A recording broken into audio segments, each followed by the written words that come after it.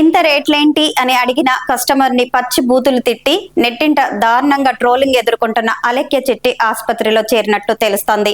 ఆమె ఆడియో అనూహ్య రీతిలో వైరల్ అయింది. ఇంటర్నెట్ లో గత కొద్ది రోజులుగా భారీగా మేమ్స్, ట్రోల్స్ రావడంతో తను డిప్రెషన్ కు గురైనట్లు తెలుస్తోంది. దీంతో నీరసించిపోయిన అలెక్య చిట్టిని కుటుంబ సభ్యులు ఆసుపత్రిలో చేర్చారు. తన చెల్లి సారీ చెప్పినా ట్రోల్స్ ఆపడం లేదని, ఇప్పుడు ఆమె పరిస్థితి దారుణంగా తయారైందని అలెక్య అక్క సుమి వీడియో విడుదల చేసింది. అలెక్య బ్రీతింగ్ కూడా సరిగ్గా తీసుకోలేకపోతుందని, కృత్రిమ ఆక్సిజన్ అందిస్తున్నట్లు తెలిపింది.